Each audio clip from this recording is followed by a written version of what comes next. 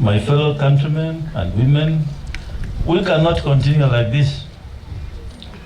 We cannot make working for IEBC a death sentence, a place where honest professionals will shun.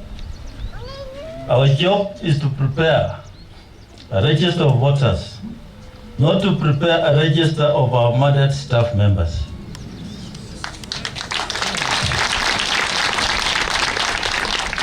Our job is to prepare for polls, not to be prepared to be poll bearers of our murdered staff. It defies logic that with the sophistry and technological capabilities that criminal agencies have, they have not been able to resolve these mysterious murders of our staff. It's time that these agencies lift their constitutional, statutory, and operational calling and conclude investigations to see these troubling, tragic murders resolved. For as long as these murders remain unsolved, they will not only create an environment and culture of intimidation, but it also embolden the impunity of the perpetrators of these heinous acts.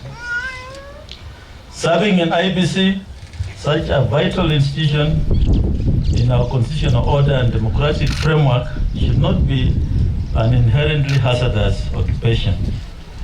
If the staff and the independence of Kenya's institutions and commissions are not vehemently protected, the institutions will increasingly attract honest and talented men and women of integrity, which will have disastrous consequences to our democracy.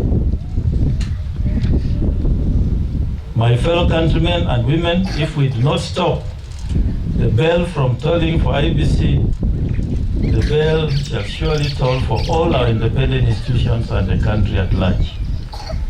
Kenya is not a failed state, and we must refuse to believe that ours is a country where the rule of law can be suspended at will during the election period. In the interest of justice and for the sake of the families of our slain staff, as well as our institutional interest, as IEBC, we demand a comprehensive statement of the state of investigations of these murders. The abduction and execution of IEBC officers such as Mushoka, whom we mourn today, fits into an unfortunate pattern of harassment and intimidation of IEBC staff.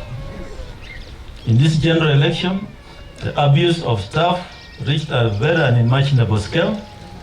In an incident never witnessed before, Commissioner Professor Gulia, Commissioner Molu, and Mr. Marijan, the CEO, and myself were physically assaulted and injured at the National Tallying Center, that's at the Bomas of Kenya.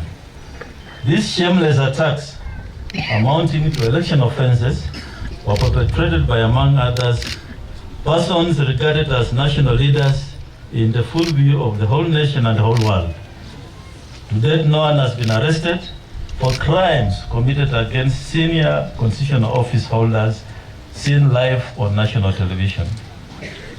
Further to date, I'm yet to hear of any human rights group or defenders condemn the heinous act that occurred at the Bomas of Kenya on 15th of August. If the leadership of IEBC can be attacked in public, where there was heavy security, one cannot begin to imagine the peril of the IEBC staff to suffer or go through tucked away in the corners of the country.